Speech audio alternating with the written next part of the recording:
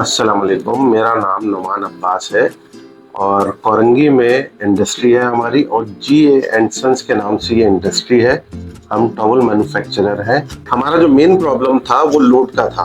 हमें कई problem face करने पड़ते थे जिसकी वजह से हमें जनरेटर भी लगाना पड़ा और फ्लक्चुएशन भी काफ़ी थी।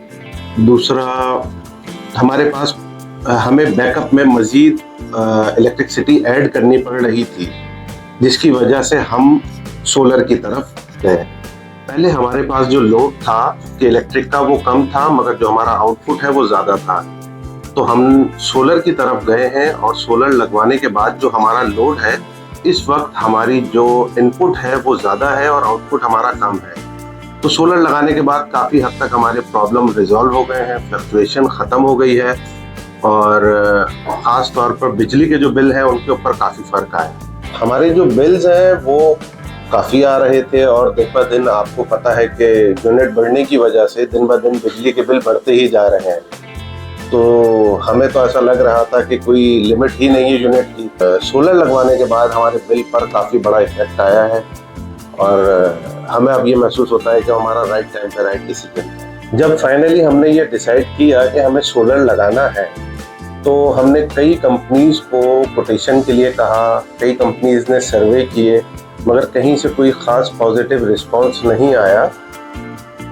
तो फाइनली हम रेफरेंस से मास्टर सोलर के पास गए और उन्होंने जल्द से जल्द सर्वे कर हमें फाइनल कोटेशन बना कर दी। और जब उन्होंने कोटेशन बना कर दी तो वो बिल्कुल ब्रेकअप के साथ थी, जिसे हम आराम सुकून से समझ सकते थे।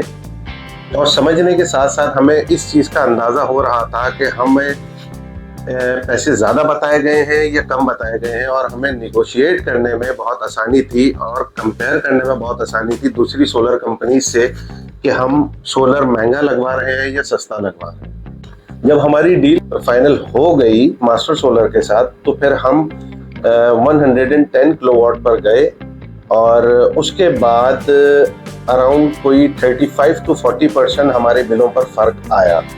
और अब जाकर हमें कई चीज़ें हमारी रिजॉल्व हो गई, फ्लक्चुएशन रिजॉल्व हो गई, हमारी जो पावर सप्लाई है वो बढ़ गई और काफ़ी चीज़ें बेहतर हो गई। पहले जो हमारा बिल था अराउंड 24-25 लाख पे चला गया था, और उसके बाद जब हमने सोलर लगवाया, सोलर के बाद जो हमारा इस वक्त बिल है वो कुछ 14 to 15 लाख पर आ गया है। तो काफ़ी हद तक फ़र्क पड़ गया। अच्छा, जब हमारी डील फाइनल हुई है तो उसके बाद जब हमने एग्री किया और हमने बड़ा फोर्स किया कि आपने एज सून एज पॉसिबल इस प्रोजेक्ट को कंप्लीट करना है, तो उन्होंने काफ़ी तेज़ी से इस प्रोजेक्ट को कंप्लीट किया। प्रोजेक्ट को कंप्लीट ही नहीं किया, इसके अलावा जो जो हमारी रिक्वायरमेंट थी, जो जो हमारी डील थी, जिस जिस ब्रांड की चीज़ें उस डील में शामिल थी, वो सारी चीज़ें उन्होंने एज पर डील हमें प्रोवाइड की और बड़ा मुतमईन किया।